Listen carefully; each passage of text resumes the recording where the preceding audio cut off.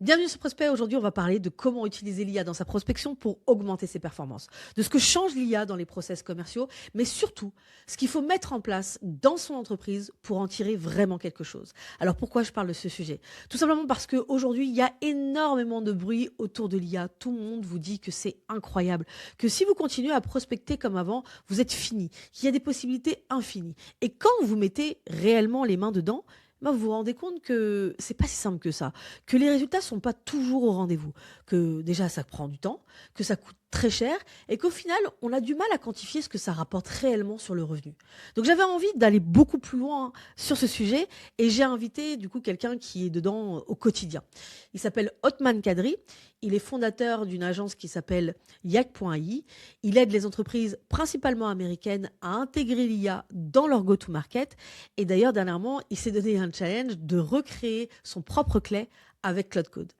Il expérimente à fond la prospection avec l'IA pour aller chercher plus de performance pour ses clients. Dans cet épisode, on parle de plusieurs choses. D'abord, de la réalité du terrain. Pourquoi il y a autant de boîtes qui investissent dans l'IA sans voir l'impact réel sur leurs revenus? Et ce qu'il faut absolument mettre en place avant d'intégrer l'IA partout. Ensuite, comment il construit ses listes, comment il lance ses campagnes, comment une entreprise doit s'y prendre pour pas rater l'opportunité de l'IA. Et enfin, on a parlé du rôle du commercial dans tout ça, de est-ce que le métier de SDR est en danger? Qu'est-ce qui doit rester entre les mains d'un humain? Je vous laisse découvrir ça. Bonne écoute.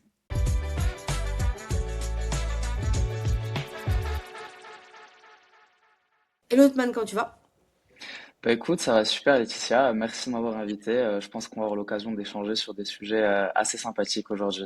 Ouais, bah écoute, merci beaucoup d'être venu. Effectivement, je t'avais invité aujourd'hui parce que j'aimerais qu'on parle d'IA et de prospection. Surtout comment faire partie du top 1% qui s'en sert vraiment et qui s'en sert bien.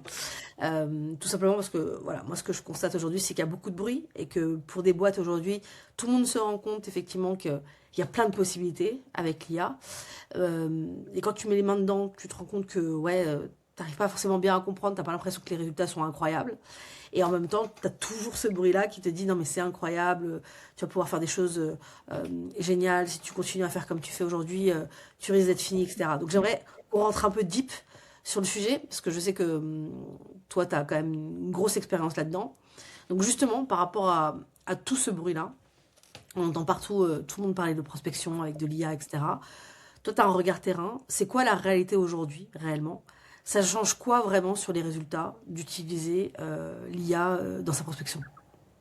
Bah écoute, déjà la réalité terrain, c'est avant même d'essayer de parler de technologie, il faut qu'on parle d'offres, de positionnement et de principes de vente solides. Sinon, le débat il est stérile. J'ai vu pas mal de personnes essayer d'intégrer de l'IA sur un processus de vente qui est complètement pas possible, qui fonctionnent pas parce qu'ils comprennent pas qui est leur cible, parce qu'ils n'ont pas de data sur qu'est-ce qui a le mieux converti leur cible, parce que leur produit ou leur service est pas bon, et ils rajoutent de l'IA et ils se demandent pourquoi ça marche pas. Donc déjà, si ta base de vente n'est pas bonne, l'IA en fait c'est un accélérateur et un amplificateur. Donc si t'es pas bon, bah tu vas être encore moins bon. Et si tes principes de fond sont mauvais, ça va absolument pas les améliorer. Par contre, la réalité du terrain montre aussi que les équipes qui ont une cible très claire, qui ont un processus de vente très clair, qui ont une approche, un narratif très clair avec tout qui est documenté, comment leur ICP est sous-segmenté, quels sont les éléments de langage et quel est le processus de vente pour chacune de ces cibles, quel est le narratif qui fonctionne pour chacune d'entre elles. En fait, ce qu'on a vu, c'est rajouter de l'IA par-dessus de manière intelligente, et on va avoir l'occasion de définir qu'est-ce que ça veut dire. Ça amplifie tout leur funnel de vente. Donc, un exemple concret, aujourd'hui, quand tu as une équipe d'SDRs, euh, la majorité du temps que vont passer ces SDRs, ça va être sur potentiellement la construction d'une liste, la qualification des leads, l'enrichissement avec de l'information en plus, alors que le travail de fond, c'est d'améliorer la manière dont ils vont aller les prospecter et d'aller un peu plus loin en bout de chaîne pour apporter plus de valeur. Alors toutes ces premières étapes, aujourd'hui avec de l'IA, tu peux les automatiser. Donc tu peux réussir à avoir un agent qui va aller vérifier de manière journalière une information en particulier par rapport à 20, 30, 40, 50 comptes que tu serais, qui seraient sous ton radar en ce moment. ça peut aussi aller chercher dans différentes sources de données pour voir quels sont des signaux potentiels qui pourraient être pertinents par rapport au playbook de vente que tu as sur ton service ou sur ton produit et permettre justement de créer aussi une interaction entre ton équipe de vente et ton ou tes agents IA qui ont justement accès à toute cette base de données, à toute cette connaissance, mais en même temps qui ont un peu cette interopérabilité, donc ils peuvent aller chercher du contexte en plus dans des environnements externes, que ce soit sur Google, que ce soit sur des databases, que ce soit sur LinkedIn. Et donc justement, ça permet de standardiser au maximum tout le processus, tout en étant sûr que tu mets au final certains points de contrôle qui sont toujours euh, owned et managés par ton ou tes SDRs, Head of Sales, donc la personne qui doit s'assurer de la qualité de l'output de ton agent ou de ton processus agentique par IA. Ok. Hyper intéressant déjà en fait ce recadrage. Du coup, tu as répondu du coup à ma question. C'est justement, j'avais une question, c'était quoi les erreurs les plus fréquentes que tu vois chez des boîtes qui te disent qu'on investi dans l'IA et qui sont en train de se dire, bon, en fait, tes résultats sont pas incroyables. Je pense que Mm. tu as répondu. Il y a quand même des études qui commencent à être intéressantes qui disent que l'IA, finalement, en tout cas, même ceux qui ont investi, même quand ça donne des résultats, ça leur a pas donné forcément la possibilité de faire plus de chiffre d'affaires. Mm. Alors, je sais pas j'imagine que tu as vu en fait ces études, etc., qui commencent à poindre en disant ça prend beaucoup de temps à faire. On a l'impression waouh, on a le côté waouh, mais à la fin, en fait, quand on essaie de quantifier, on se rend compte que bah, ça nous a pris beaucoup de temps, ça a pris beaucoup de bandes passantes, on a investi parce que ça coûte quand même cher l'IA aujourd'hui, Mm. et au final, on n'a pas plus de chiffre d'affaires. C'est quoi ton avis là-dessus? Bah, déjà, quand on parle de chiffre d'affaires, il faut qu'on soit capable et qu'on ait tout le contexte qu'il faut pour comprendre quels sont les KPI qui impactent ton chiffre d'affaires. Parce que si tu me dis que tu vas automatiser la manière dont tu recrutes tes talents, ou du moins un processus de chasse de tête en interne pour ton équipe RH, et que tu as investi de manière massive sur ce sujet, et que tu reviens vers moi et que tu me dis, bah écoute, moi, mon revenu, il n'a pas vraiment augmenté sur les 6 derniers mois. Bah, en fait, c'est pas la bonne KPI. Si tu arrives à mieux recruter des talents aujourd'hui, ça veut dire que tu permets à tes équipes people de gagner du temps, potentiellement d'économiser un peu d'argent, mais ça n'a pas un impact sur ta KPI revenu. Donc le premier point, nous, qu'on discute avec nos clients, c'est quelle est la KPI qu'on va aller chercher et comment est-ce qu'on peut être sûr que le processus qu'on va construire a un impact concret sur ça. Je vais donner un exemple d'une chaîne hôtelière avec laquelle on a commencé une collaboration récemment, avec qui on a eu toute une période d'alignement sur comment rentrer l'IA de manière intelligente pour avoir un impact sur le revenu. Et donc on s'est posé la question, qu'est-ce que ça veut dire avoir un impact sur le revenu pour une chaîne hôtelière? C'est une chaîne qui fait 60% de son CA en B2B, donc à travers des agences de voyage ou des entreprises qui préparent des séminaires d'équipe. Et on a vu que leur équipe sales passait un temps fou à faire de la recherche en amont par rapport à la saisonnalité de l'industrie pour savoir quand il faut reprendre la main sur certains contrats, quand est-ce qu'il faut refaire un peu son outreach, quand est-ce qu'il faut faire attention parce que tu as un nouvel hôtel qui a ouvert dans une localisation et que tu avais 3 ou 4% de ton CA qui provenait de certaines boîtes qui pourraient potentiellement churn et aller vers cette autre option. Donc, ce qu'on a fait, c'est on a construit un dashboard où on a connecté leur CRM, on a connecté leur plateforme de management client, donc là où ils ont toutes leurs nouvelles requêtes, et on a rajouté une couche data de saisonnalité qui est propre à leur industrie. En parallèle, on a défini quelles sont les tâches que le Head of Sales et les SDRs doivent faire pour bien faire leur travail au final.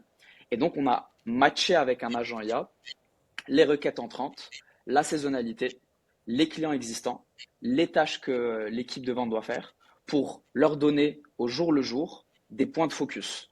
Et ces points de focus, ils sont constamment rediscutés chaque fin de semaine pour voir est-ce que l'agent a été assez bon sur la compréhension du contexte de leur industrie et la gestion du flux d'inbound, mais aussi le flux de contrats existants pour donner les bonnes tâches à leur équipe de vente. Et donc là, ça fait 2, 3 semaines qu'on a roll out ça. Et leur équipe de vente, les SDRs, ils sont complètement fous parce qu'ils nous disent, bah, écoutez, nous, c'est la première fois qu'on sent quand on se réveille et qu'on commence notre journée de travail, on sait exactement ce qu'on doit faire. Et en fait, ils sont devenus proactifs parce qu'il n'était pas avant.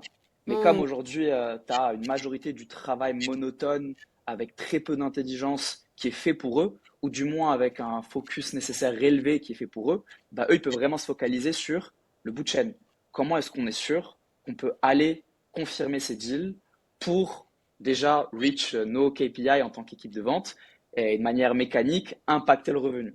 Et donc ça, pour moi, c'est le point le plus important à discuter. Quel est l'impact que tu veux avoir? Parce que tu sais que si tu as un impact sur ces tâches-là dans ton processus de vente, ça va impacter ton revenu mécaniquement. Si tu es incapable de définir ça, bah alors tu as un autre problème. Et il ne faut pas qu'on parle d'IA, il faut qu'on parle de process et de funnel de vente, parce que c'est là où la majorité de l'énergie doit être investie. Ok, du coup c'est important quand même de le dire parce que du coup ça veut dire que ça nécessite quand même pas mal d'avoir une espèce de réflexion en interne et soit d'avoir en fait des process hyper structurés.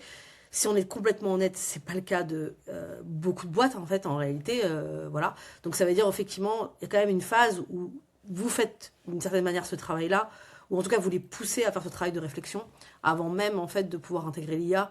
euh, Mm. pour être sûr en fait de pouvoir agir sur le bon KPI et que ça donne des chiffres en tout cas hyper intéressant. Du coup, on va sortir un peu du constat pour rentrer un petit peu dans le vif du sujet. Toi aujourd'hui, tu t'es donné un gros challenge, c'est-à-dire de remplacer Clay. C'est pas rien pour ceux qui connaissent Clay. Il y a de plus en plus de boîtes, notamment qui écoutent le podcast, des boîtes mid-market, des boîtes grands groupes qui intègrent en fait ce type de solution. Euh, tu as décidé de construire une solution open source avec Cloud Code. Donc là, aujourd'hui, bon, je pense qu'on entend tous parler. Euh, Au-delà de ça, l'idée, c'est bah, de voir peut-être concrètement, avec un exemple, est-ce que tu peux nous raconter une roadmap go-to-market que tu as commencé à générer grâce à ça? Ouais. Comment ça fonctionne? Et qu'est-ce que ça change en fait dans le cycle de vente?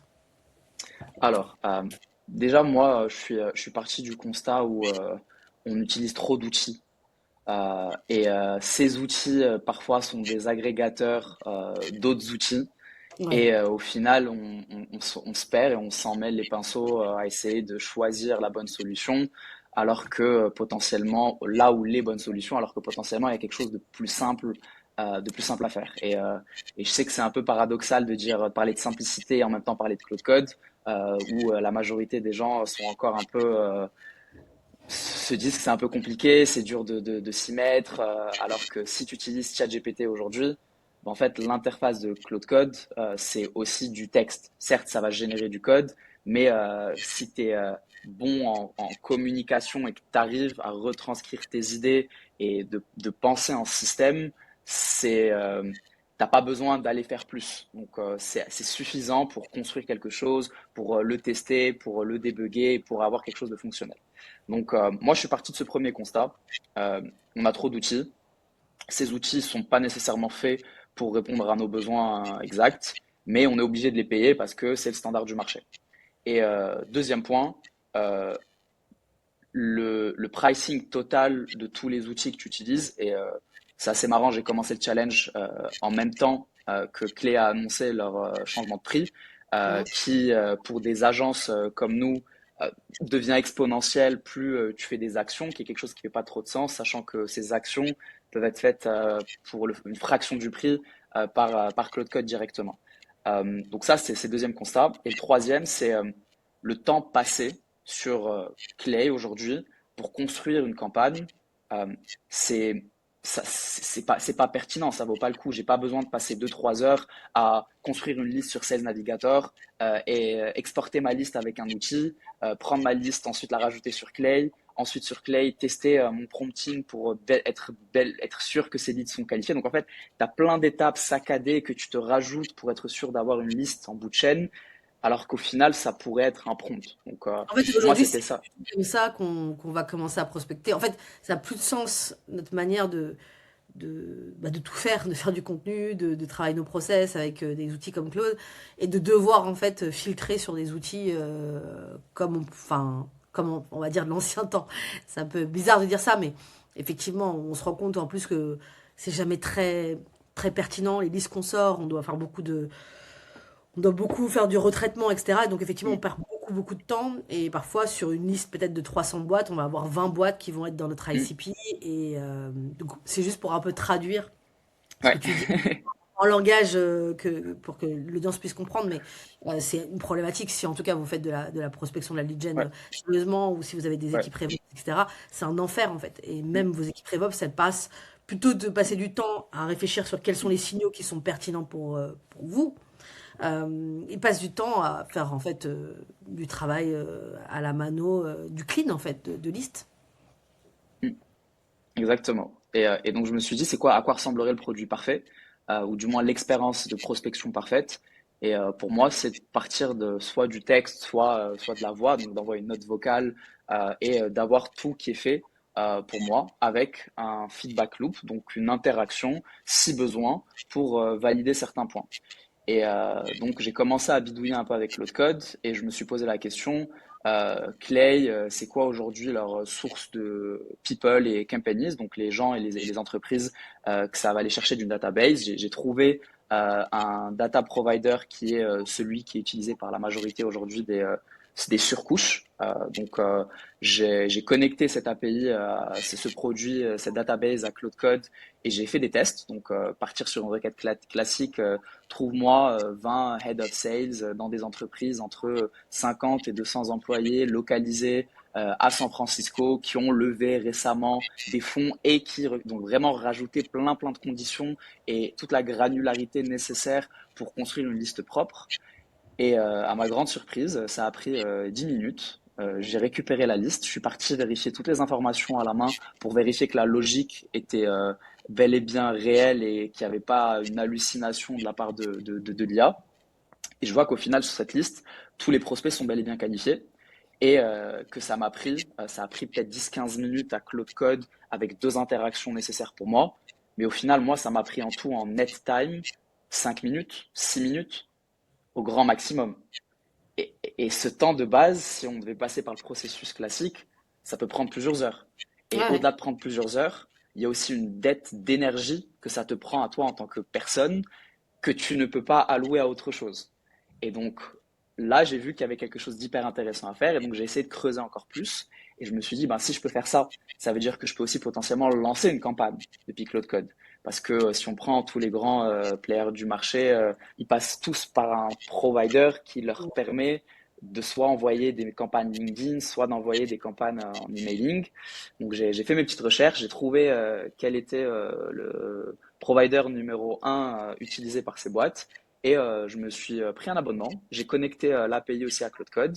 Et maintenant, depuis Cloud Code, je lance des campagnes de prospection LinkedIn sur la base des prospects et des listes que j'aurais construits aussi sur Cloud Code. La même chose pour l'emailing. Donc ça, c'est un peu plus complexe parce que tu as envie de te connecter à une plateforme existante, tu vois, que ce soit des smart leads, instant leads, donc de pouvoir envoyer depuis Cloud Code ta liste à une campagne existante avec le copywriting que tu aurais eu envie de faire. Et ça, on est sur la couche d'exécution. Donc aujourd'hui, la couche d'exécution, que ça parte de trouver les entreprises, trouver les personnes, enrichir avec leurs emails. On a aussi connecté des providers directement pour recréer le waterfall enrichment qu'il y a sur Clay, donc qui permet de vérifier pour une liste de leads l'email avec un premier provider et s'il ne trouve pas, un deuxième, un troisième, un quatrième. Donc tout ça, ça fonctionne. Donc, toute la couche d'exécution aujourd'hui depuis Cloud Code, elle fonctionne. Le projet va être open source. Il est gratuit, il faudra prendre des free trials chez tous ces providers et si vous êtes satisfait, ben, vous pouvez prendre un abonnement chez eux pour pouvoir utiliser tout ça depuis Cloud Code. Mais pour moi, cette couche d'exécution, c'est peut-être 20% de la valeur du projet. Parce que Mm. la vraie force de Cloud Code, c'est dans la capacité à créer une architecture de données et de contexte que tu peux réutiliser très facilement entre une campagne et une autre. Moi, aujourd'hui, il est inclus dans le projet open source, il y a un agent qui tourne chaque 24 heures pour aller vérifier toutes les campagnes en cours et voir quel est le taux de réponse, quels sont les types de réponses, quel est le taux d'engagement par rapport au taux d'engagement moyen, pour dériver des insights et soit proposer, donc en m'envoyant un message sur Slack, salut Hotman, sur les campagnes que tu as en ce moment, tu as celle-ci qui performe plus que les autres, je pense qu'on pourrait intégrer ce PS ou cet icebreaker sur les autres campagnes qu'on a en cours ou sur les futures campagnes. Et donc d'un coup, ça ouvre les champs des possibles encore plus et ça permet d'aller beaucoup plus loin dans la chaîne de valeur et de faire des choses qui, de base, étaient économiquement pas viables parce que ça augmenterait drastiquement ton coût d'acquisition. Alors qu'aujourd'hui, et je vais donner un exemple concret, nous aujourd'hui, pour tous nos prospects, en amont du premier échange, on prend la peine de créer une go-to-market roadmap pour eux, avec des quick wins, avec des insights, avec une analyse de leurs compétiteurs, qu'on fait faire à travers Cloud Code avec une vérification humaine, mais cette première génération de la roadmap, elle est faite sur toutes celles qu'on a fait dans le passé pour nos clients. Et donc, il y a un point très important à garder en tête pour toutes les personnes qui nous écoutent, qui vont utiliser Cloud Code, c'est vraiment de voir cet outil comme ayant la capacité de standardiser de l'intelligence et un processus sur la base de tout ce qui a été fait en amont. Il y a quelque chose que je répète depuis 2 ans maintenant, tous les prospects, tous les clients avec lesquels on échange, documenter toute l'intelligence de votre entreprise, tous vos processus, toutes les actions, tous les SOP, parce qu'aujourd'hui on le voit, qu'il y a certaines choses qu'on pensait impossibles il y a un an, qui sont complètement automatisables et qui permettent d'aller beaucoup plus loin dans la chaîne de valeur pour vos prospects ou pour vos clients. Justement, est-ce qu'on pourrait aller un peu plus loin sur cette partie de documenter? Parce que tu vois, bon, les boîtes généralement, en tout cas, qui sont assez avancées, elles vont avoir un playbook ou elles vont avoir des RevOps qui normalement sont censés documenter tout ce qui se passe. Mais en fait, en réalité, quand tu rentres dans le détail, la documentation, c'est très très basique. Voilà, notre ICP, c'est tel Mm. secteur, c'est tel type de boîte, etc., etc. Donc, jusqu'où on peut aller en fait dans la documentation, jusqu'où il faudrait aller, notamment par rapport au contexte actuel. J'ai envie de le lier à une problématique hein, qui est toujours existante. C'est malgré qu'on a Cloud Code, ça ne veut pas dire que c'est plus facile de prospecter et d'avoir plus de réponses des interlocuteurs. Donc, qu'est-ce qui fait en fait que dans la documentation, à quoi on doit faire attention pour justement nous donner les chances d'être beaucoup plus pertinents? Ouais. C'est un très bon point et c'est une des raisons pour lesquelles je suis très partisan du fait que la majorité des sales sont en danger, mais il y a une fenêtre sur les 12 à 24 mois qui arrivent pour ne plus être en danger. Et cette fenêtre, elle vient de l'intelligence et de la specific knowledge, de ta capacité à analyser avec profondeur tout ce qui a eu un impact positif sur le revenu, donc sur le processus de vente, que ce soit la catégorie de clients, pour comprendre exactement le contexte de pourquoi un prospect est devenu client, comprendre exactement quelles sont les problématiques que tu résous à travers ta solution et documenter quelles sont ces problématiques avec un niveau de granularité qui est divisé en deux parties. La première, comment est-ce que tu les résous par rapport à ce prospect et la deuxième, comment est-ce que sur ton industrie, ça a de la valeur, parce que c'est deux choses qui sont parfois différentes.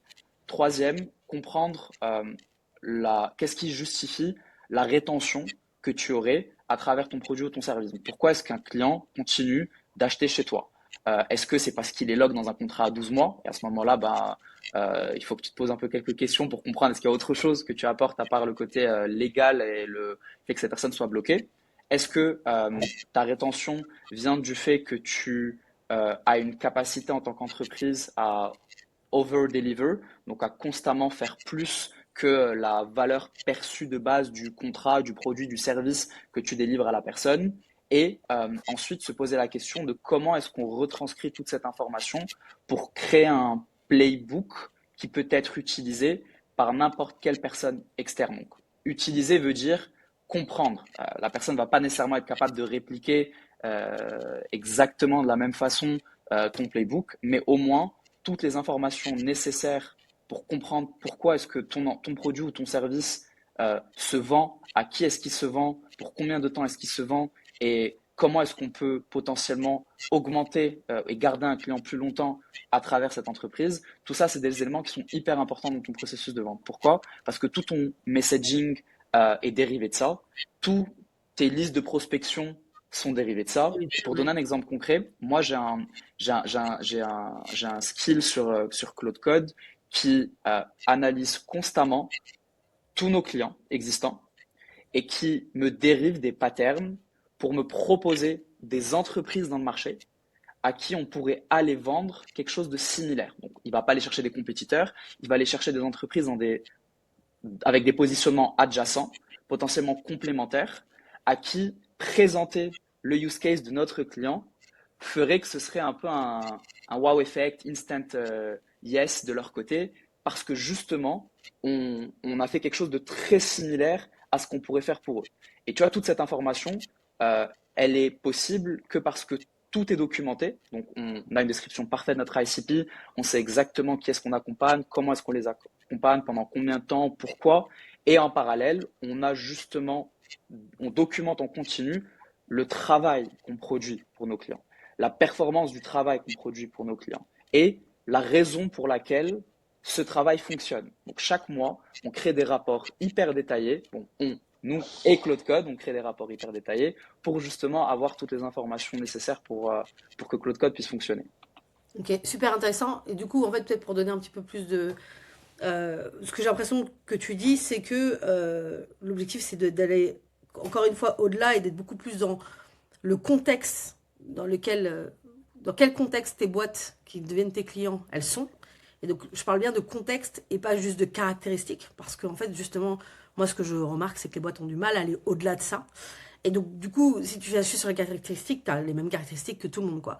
Donc, toi, tu arrives, en fait, à donner un peu plus de contexte, ce qui fait que ça va chercher, en fait, sur des verticales à côté, qui n'ont absolument rien à voir avec la verticale, voilà, mais en se disant, bah, globalement, ce que tu es en train de faire, ça peut servir à des boîtes qui ont, certes, qui sont dans des marchés différents, mais qui ont le même contexte parce qu'ils ont, je sais pas, telle ou telle, justement, caractéristique. Et du coup, ça découle un contexte. Mais important de faire cette nuance-là parce que parfois, les gens peuvent avoir l'impression que, voilà, je fais juste une description du type de compte et Ouais. du coup, ça va rien te donner en fait. Ça va Mm. pas te donner quelque chose parce que ça va juste te dire, bon bah ok, si tu, bah, tout à l'heure, tu as parlé de chaîne hôtelière, bah ça va te donner peut-être le milieu de la restauration, type Sodexo, etc. Parce qu'on va se dire que bon, c'est des trucs un peu adjacents, etc. Ouais. Mais, mais voilà, je voulais bien faire cette nuance, j'espère qu'elle est claire pour l'audience. En tout cas, hyper intéressant là-dedans, tout ce que tu racontes. J'ai peut-être une question que je vais revenir un peu en arrière, mais après je vais avancer. J'ai quand même une question en me disant, bon, euh, ok, je comprends ce que tu me dis. Là, on a une fenêtre de tir de 12 à 24 mois. Mais ce que j'arrive pas à comprendre, c'est alors, moi, pour moi, l'intelligence d'un sales, il est pas dans ce... Enfin, il a la matière pour faire en sorte de construire ce que tu es en train de me dire, Mm. mais son job, c'est pas ça à la base. C'est juste que Mm. c'est devenu notre job parce que, bah, à un moment donné, il fallait faire le job, il fallait prospecter, il fallait chercher des gens, voilà. Mais pour moi, en fait, notre job, c'est justement après, c'est de se dire, en fait, avec cette matière-là, euh, comment je vais pouvoir, en fait, convaincre cette conviction. Bah, ça aujourd'hui, pour l'instant, j'ai bien dit Mm. pour l'instant, c'est un humain qui va pouvoir le faire, d'expliquer à quelqu'un, de faire ce point de bascule, pourquoi on est la meilleure solution pour cette personne-là. Donc, c'est pour ça que j'arrive pas forcément à comprendre de pourquoi tu dis que 90% des sales, quand tu parles de Mm. sales, c'est des BDR, c'est des SDR, c'est des accounts exécutifs, c'est quoi que tu dis? C'est en fait c'est la mort des BDR ou en fait même tu penses aussi également même à la partie plutôt closing. Ouais. C'est une très bonne question et je pense que il y a un point sur lequel on doit donner un peu plus de contexte par rapport à pourquoi est-ce que l'industrie, c'est pas que moi, l'industrie pense un peu ça, et plus tu es dedans, plus tu comprends l'enjeu en fait de subskill en tant que personne dans l'industrie du sales aujourd'hui. Premier élément, c'est faut pas attendre de la part des exécutives d'une entreprise de prendre par la main chaque personne, donc chaque SDR, chaque VDR, chaque account exécutive, et de les upskill et de le faire de la meilleure façon possible. Donc les best in class aujourd'hui, les premiers de la classe dans le marché vont aller chercher des formateurs, des agences externes, des consultants, et ensuite je paye le service et aller former mon équipe. Donc le suivi est pas toujours nécessairement bon, l'upskilling est pas toujours nécessairement bon, le contexte est pas toujours adapté à l'entreprise. Donc il y a certaines personnes à travers, on va dire, un groupe qui va se faire former, qui va réussir à intégrer cette nouvelle méthode et qui va montrer que on peut opérer à ce nouveau niveau qui nous est exigé. Par contre, la majorité des gens et la majorité des entreprises vont pas nécessairement passer par ça. Donc, qu'est-ce qui va se passer? Elles vont rester dans un mode passif, d'accord? Donc, on va pas faire grand-chose, on va analyser un peu ce qui se passe dans le marché et on va atteindre un moment de scission où leurs compétiteurs qui auront pris les devants très tôt vont réussir à faire mieux, faire plus, et soit du fait qu'ils peuvent faire mieux et plus, ils vont réussir à capturer plus de parts de marché pour justifier l'existence de toute une équipe de 20-30 personnes où on va avoir en fait on va étaler la valeur à travers le top 1%, 5% de ces équipes et pour le reste, en fait, de manière monétaire, il y a plus assez de valeur pour justifier l'existence de tout ce pôle, de tous ces rôles au sein d'une entreprise. Aujourd'hui, la raison pour laquelle on a des équipes qui sont parfois assez grosses, c'est qu'il y a ce focus par contre qui est nécessaire. Chaque AI peut avoir son SDR, son BDR, parce que la charge de travail nécessaire pour bien faire les choses, elle est, on va dire, de 10. Okay. Mais si aujourd'hui, cette même équipe peut faire 100, peut gérer potentiellement 100 comptes, peut enrichir 100 comptes, parce que tu as des IA qui, fait ça, qui vont faire ça pour eux, bah, mécaniquement, le marché, il n'est pas extensible Ouais, à bien sûr. l'infini. Je suis d'accord avec toi. La seule nuance que je mettrais, c'est la question de l'activation. Moi, ce que je vois beaucoup, et notamment, moi, je suis plutôt de la, les gens comprennent, mais sur la partie sales, on voit beaucoup d'équipes RevOps partout dans les boîtes qui mettent plein de machines, etc. Et c'est extraordinaire parce que enfin, j'ai quand même un peu d'expérience et du coup, je me rends compte du temps que je peux gagner. Voilà. Euh, En revanche, il y a un truc sur lequel je pense, et ça, euh, c'est quelque chose sur lequel je pense que les gens sous-estiment, c'est que oui, toute ta machine, elle est incroyable, mais elle est incroyable que si en fait, tu es capable en fait de... En fait, avoir la donnée n'est pas suffisant. Et c'est pour ça que la question que j'aimerais te poser, c'est typiquement dans les clients que tu vois, comment on passe de j'ai la donnée, j'ai plus, etc., à ok, je fais mieux dans le sens où j'ai un sales, ok, j'ai plein de signaux. Quels sont les signaux que je choisis? En fait, c'est vraiment ces sujets de l'activation. C'est-à-dire qu'aujourd'hui, un commercial, de manière très caricaturale, hein, avant, tu avais les équipes marketing qui leur filent des leads. La principale embrouille historique entre ces deux équipes, c'est typiquement des marketeurs qui disent mais attends, je leur ai filé plein de leads, ils les traitent pas à temps, ils les traitent pas. Du coup, on sait très bien que plus tu mets du temps à contacter quelqu'un, ton compétiteur a plus le contacter, ou en tout cas l'intérêt s'effondre Ouais. en fait d'une certaine manière. Donc ça changera pas en fait ça. T'as un volume de données qui est important, mais si le sales est en mode genre ok, et tu peux avoir ce côté un peu, il y a tellement que je sais pas comment faire. Donc c'est ça en fait où j'ai juste envie de savoir en fait, tu vois, ce côté intelligence que peut avoir le sales ou même le CMO, etc., de prendre par la main en fait en disant, ah, tu vois, on a tout ça, voilà maintenant comment tu dois l'exécuter sur le terrain. Ça aujourd'hui, est-ce que l'IA euh, peut le faire de manière automatique, peut vérifier que ce soit fait et peut vérifier que ce soit bien fait? Ouais. Euh, Déjà, il faut partir du postulat que si on peut faire plus, si on peut faire plus, pour savoir comment est-ce qu'on fait mieux, il faut qu'on teste des hypothèses. Et il faut qu'on dérive de la data de ces hypothèses, il faut qu'on sache exactement qu'est-ce qu'on teste avec une hypothèse. Donc, nous, quelque chose qu'on fait beaucoup avec nos clients, c'est on a des périodes de sprint où, une fois qu'on a défini, par exemple, les signaux de prospection qui sont pertinents par rapport à leur positionnement, on va définir des micro-listes de prospects. Donc, on va aller chercher peut-être 20, 30, 40 prospects par hypothèse qu'on veut tester. On va tester ces hypothèses pendant la période de sprint avec différents points d'entrée, avec des séquences qui sont aussi différentes. On va essayer aussi potentiellement d'inclure du physique, qui est un point aussi dans un monde digital où on a tendance potentiellement à l'oublier, mais on va aussi penser à comment est-ce qu'on crée une expérience Ouais. autour de ce funnel de vente, que ce soit des événements, que ce soit une personnalisation assez sympa. J'ai fait, quand je suis parti à New York en octobre dernier, j'ai construit une liste de prospects qui étaient dans ma cible parfaite à New York et j'ai vu où leur bureau était localisé.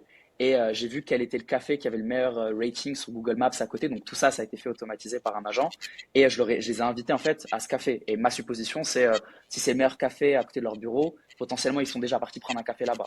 Et donc Mm. directement, c'est comme si je te disais salut Laetitia, je suis à New York pour 2 semaines, je rencontre des gens pertinents dans le domaine du sales. Est-ce que ça dit qu'on se prenne un café chez Paul? C'est pour moi, tu vois.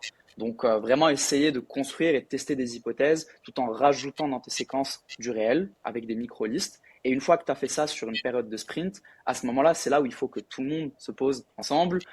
Et on peut inviter aussi la data de l'IA, à laquelle on aurait donné les transcriptions des appels, à laquelle on aurait donné quels sont les clients, les prospects qui ont converti, quelles sont les objections. Donc vraiment récupérer toute l'information disponible et collaborer ensemble, donc avec les commerciaux terrain, avec le CMO, avec le Head of Sales et avec cette IA et ce contexte qui est disponible pour dériver quelles sont les hypothèses qui ont été pertinentes, qu'est-ce qu'on a appris et comment est-ce que sur la base de ces hypothèses, on crée une roadmap 3 à 6 mois dans laquelle on va continuer à tester des hypothèses. Ça, c'est très pertinent, peut-être à moindre échelle parce qu'on aura réussi à dériver des insights qui sont assez fortes pour avoir une conviction profonde sur une direction en particulier, mais il faut continuer à tester pendant cette période.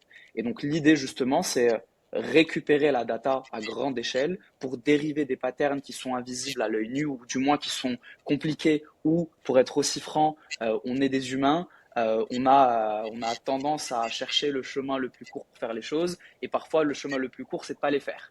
Alors que l'IA aujourd'hui, il n'y a pas de chemin le plus court. C'est j'ai un contexte, j'ai une direction, ça va le faire. Ça va pas se fatiguer si je lui donne la tâche à 21 heures après une longue journée Ouais. de travail. À côté de ça aussi, tu as demandé est-ce qu'on pouvait avoir de manière automatisée tout qui est fait. Ben, moi, je suis très partisan de garder l'humain dans le loop à condition que cet humain que tu gardes dans le loop ait, ait de la specific knowledge et du goût. Tu parlais tu vois, d'intelligence. Tu vois, il y a un geste, genre c'est quelque chose, c'est compliqué, c'est subtil, on peut pas vraiment poser les mots dessus. Et aujourd'hui, je pense que l'IA, on n'est pas encore au stade où l'IA peut le faire complètement seul. Toutes les personnes qui te vendent du AI SDR, ce qui est absolument pas ce qu'on fait aujourd'hui, donc un SDR complètement Ah oui, automatisé je qui crois va. qu'il y a une grosse boîte énorme, je crois qu'il vient de Close, je crois, qui a fait une Ouais, levée de fonds incroyable, etc. ouais. Moi, je pense que ça se joue sur le fait que on part du principe, tu vois, là, en fait, je pense que pour tous les sujets là dont on parle, qui sont très rationnels, qui sont des sujets de data, des Mm, sujets d'aller regarder dans l'historique, de comprendre, de faire, tu parles beaucoup de patterns, etc. Forcément, pour moi, ça fait sens que, en fait, aujourd'hui, on doit plus mettre d'humain dedans et on doit avoir l'IA. Versus la vente, où il y a de l'émotionnel. En fait, on fait comme si la vente, c'est extrêmement rationnel. La vente, c'est désordonné, c'est émotionnel, c'est parfois le même deal, à un moment, tu comprends pourquoi à un moment donné tu le signes et pourquoi à un moment donné tu le signes pas. Et pourtant, tu as mm, les mêmes choses parce que il y a la subtilité du moment, du café, du rendez-vous physique, d'un partenaire qui vient, d'un influenceur qui vient dire non mais en fait tu peux leur faire confiance. Et ça, c'est quelque chose qui n'est plus, on n'est plus dans le rationnel, mm. on est dans l'interaction émotionnelle, on est dans le fit, Mm. on est dans la compréhension, on va dire, humaine, Ouais. où là, pour l'instant, et en tout cas j'espère que ça va rester comme ça, euh, pour l'instant il n'y a que nous qui pouvons le faire encore. Ok, il y a une autre question que j'aimerais poser, du coup, c'est dans un contexte que tu décris, avec en fait ce setup-là, je sais pas quel autre mot donner là-dessus. C'est quoi la journée? Ça ressemble à quoi la journée d'un commercial qui travaille avec ce type de système? Euh, c'est une très bonne question. Et avant d'y répondre, je vais donner un peu une direction sur là où on pense aujourd'hui que l'IA va apporter le plus de valeur pour les commerciaux, c'est dans l'accompagnement dans leur routine de vente. Et donc de leur permettre de se créer la routine parfaite dans leur manière de gérer leur vie. Parce que ben, tu as un commercial, c'est un humain qui a une vie pro, mais qui a aussi une vie perso, qui a des moments où il est plus performant que d'autres, Oui. et qui il y a des tâches où cette personne préfère que ce soit automatisé. Donc on s'est posé la question, et la journée parfaite, c'est la suivante.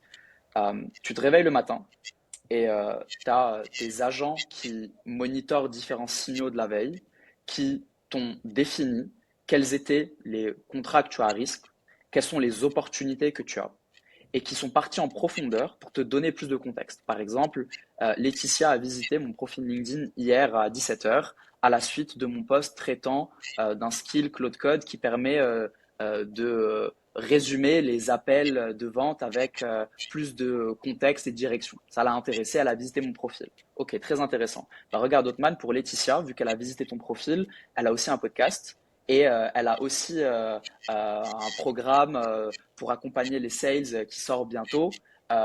Je t'ai préparé cette manière de follow-up. Donc, j'ai créé un asset, un actif, que ce soit une page web, que ce soit en fait, quelque chose qui a de la valeur pour elle.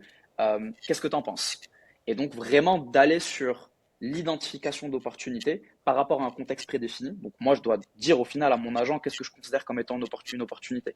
Donc, tu as toute une étape de mise en forme et d'agrégation d'informations avant de pouvoir l'automatiser. Mais une fois que c'est fait, bah, l'agent va aller pouvoir sur les sources que j'aurais données. Donc, moi, je considère que quelqu'un qui visite mon profil et qui est dans ma cible comme étant une opportunité, quelqu'un avec qui je dois essayer de commencer d'entamer une conversation. En parallèle, quels sont des risques? Je vais donner un exemple, ça c'est un peu plus sournois, mais ça peut aussi être pertinent. On monitore les contenus LinkedIn de nos compétiteurs et on voit qui les a likés. Et donc en parallèle, on match notre CRM avec les likes des posts de nos compétiteurs. Et si jamais quelqu'un qui est dans notre CRM et on est en attente d'une réponse nous a toujours pas donné cette réponse, mais qu'il a liké le post d'un de nos compétiteurs, bon, ça arrive pas tout le temps, mais ça peut arriver peut-être 2 ou 3 fois par mois. On a une manière d'avoir cette information.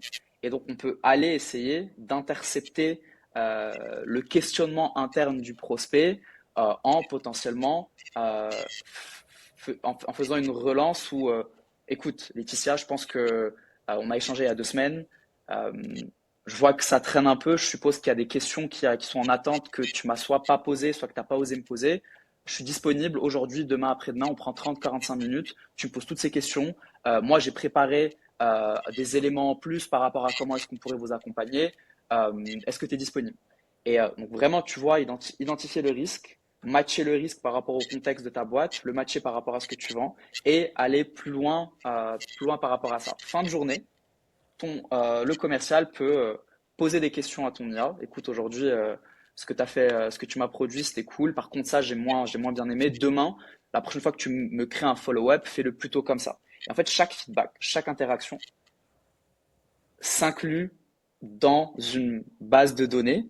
Et donc, tous les jours, ton IA s'améliore par rapport au contexte que tu lui aurais donné. Et donc, c'est un copilote, mais c'est un copilote qui continuellement s'améliore et en parallèle est adapté au contexte de ta boîte et adapté à ce que tu vends et adapté à ta typologie de prospect et aux bases de données et aux sources d'informations qu'il faut aller chercher qui sont pertinentes par rapport à ce que tu vends.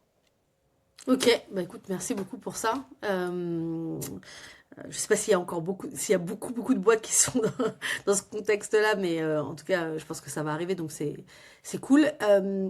Pour finir, en fait, j'aimerais parler un peu plus de du coup des boîtes qui écoutent ce podcast, parce que enfin, toi, c'est ton métier, tu es toujours dedans, etc.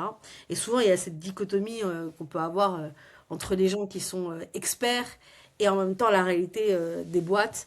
Et donc, j'ai besoin d'essayer de comprendre en fait en disant, ok, moi là ce que tu me dis, j'ai l'impression que pour une boîte, ça peut être compliqué à mettre en place en interne. Mm. Un tas de raisons. Déjà la raison de la data, de la propreté de sa data.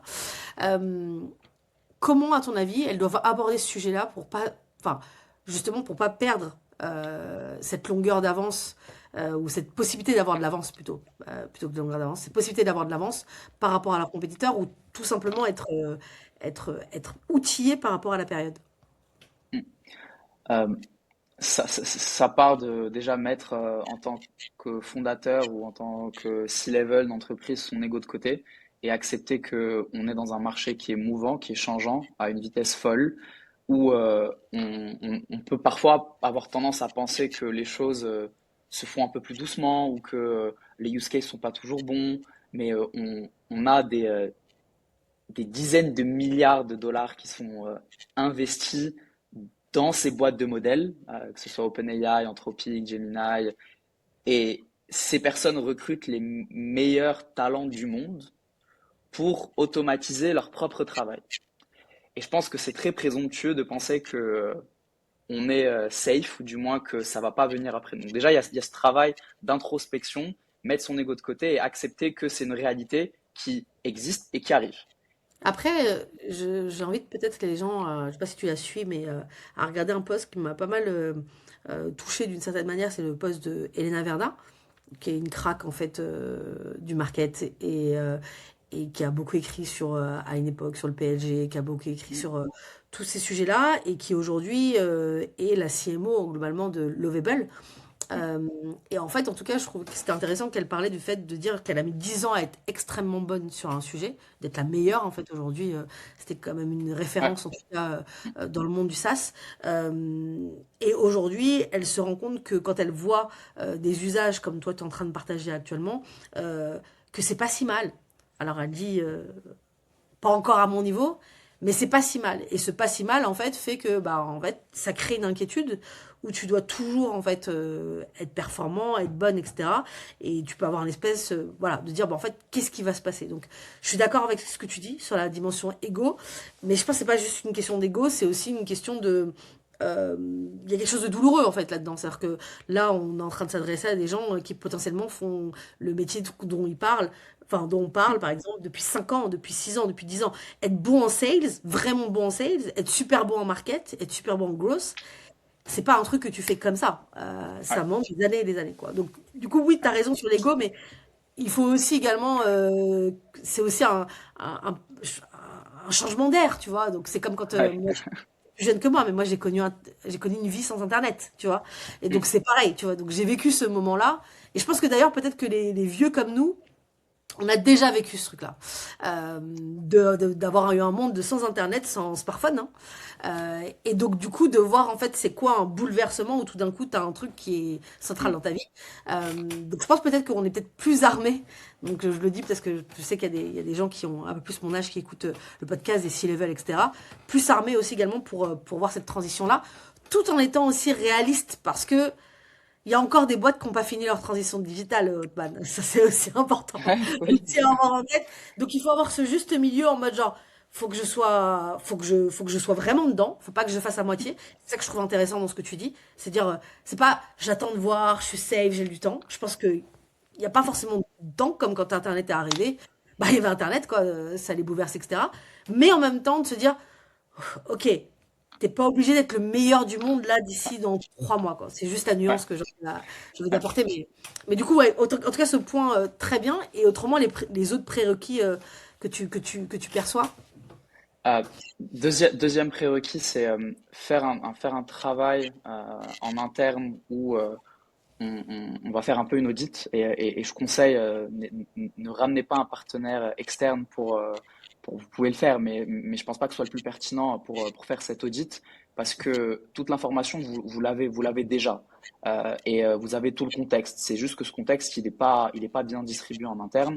Donc vraiment faire cet effort pendant une période de temps où vous allez vous poser sur quelle est notre data, d'où est-ce qu'elle provient, qu'est-ce qu'on n'a pas aujourd'hui et comment est-ce qu'on peut se préparer, comment est-ce qu'on peut s'armer pour potentiellement ramener un partenaire expert en interne pour nous supporter par la suite, pour pré-mâcher au final ce travail de contextualisation. Et ça c'est, il y a un livre, il y a un livre que j'ai lu qui est incroyable par rapport à ça. Ça s'appelle Build to Sell, donc construire une entreprise pour la vendre. Et la conclusion de ce livre, c'est quand tu construis une entreprise pour la vendre, en fait, tout ce que tu fais, c'est que tu construis une entreprise propre. Donc, tu documentes toute ton information, tu es sûr que chaque personne travaille sur ses sujets, tu t'alignes tout le monde sur les bonnes KPI et tu construis en fait une entreprise propre qui peut tourner sans, par exemple, si toi en tant que fondateur, demain, tu dors 48 heures parce que tu es malade et ton équipe a besoin de toi sur le déroulement, l'opérationnel de ta boîte, bah, c'est que tu as un petit problème. Donc, l'idée que je veux faire passer par ça, c'est deuxième point, une audit interne pour analyser toute l'information, d'où est-ce qu'elle provient et de mapper toute cette info en identifiant quels sont les points manquants pour les produire et pour se focaliser dessus. Parce qu'une fois que ça c'est fait, Là, on peut commencer à parler sur ce qui est fun et ce qui est intéressant et identifier des use cases pertinents. Troisième point, c'est l'identification de ces use cases. Quatrième point, priorisation de ces use cases par rapport aux KPI importants pour la boîte et aussi par rapport à l'audit. Donc, qu'est-ce qui a été identifié? Quelles sont les infos qu'on a déjà? Quels sont les chantiers qui sont nécessaires avant d'attaquer d'autres use cases? Ok, eh ben écoute, très très clair. Est-ce que tu as autre chose que tu aimerais ajouter par rapport à tout ce qu'on a vu? En tout cas, je trouvais que c'était hyper, à la fois deep mais hyper didactique. Est-ce qu'il y a d'autres choses que tu aimerais ajouter, en fait, un autre conseil que tu aimerais donner, justement, je sais que tu es très fan de, de Naval ou de d'autres, en tout cas tu consommes beaucoup de contenu américain. Est-ce qu'il y a des choses, justement, que tu aimerais dire à la communauté, on va dire, revenus? Ouais. Il y a deux points. Le premier, c'est une phrase de Naval Ravikant qui a dit qu'aujourd'hui, il n'y a plus de demande pour ce qui est average. Donc, la moyenne, être dans la moyenne, il y aura de moins en moins de demandes par rapport à ça parce que, il y aura constamment l'arbitrage de pourquoi recruter quelqu'un de moyen si je peux avoir une IA moyenne qui le fait à moindre coût et en étant plus efficient. Donc, il y a ce premier point. Mais ce premier point qui peut être alarmiste pour certaines personnes, moi, je le vois comme, deuxième point que je veux dire, une énorme opportunité et j'ai un optimisme profond par rapport à l'impact, que ce soit de l'IA ou de la technologie en général, sur nos vies et sur notre société. Donc vraiment approcher ça avec beaucoup d'excitation, un peu de peur, ça fait pas de mal parce que ça permet d'être éveillé et de vraiment vouloir faire les choses, mais aussi avec beaucoup d'optimisme parce qu'on est en train de rentrer dans une ère qui est magnifique d'une certaine manière, parce que quand on y pense, et on rediscutera Laetitia dans 5 10 ans peut-être, et on va en rigoler, on se posera et on se dira, mais à quoi ressemblait notre travail en 2022, 2023, 2024, 2025? Et on va se dire, mais c'est fou, on se réveillait vraiment le matin pour faire ces tâches. Mm. Et je pense d'essayer d'aborder ce sujet de cette manière, ça va vraiment ouvrir le champ des possibles sur tout ce qu'on peut automatiser, déléguer, et quel est notre rôle en tant qu'humain on parle de processus de vente, mais dans la chaîne de travail de manière générale. Ok, bah écoute, c'est une super manière de conclure. On peut te retrouver où principalement? Parce que tu fais quand même pas Sur mal de LinkedIn, sur LinkedIn, tu fais du super contenu, donc vraiment je vous invite à le suivre. Merci énormément Antman, et puis bah écoute, bah, je te souhaite beaucoup de succès avec du coup ta solution qui va remplacer Clay. Ciao! merci Laetitia.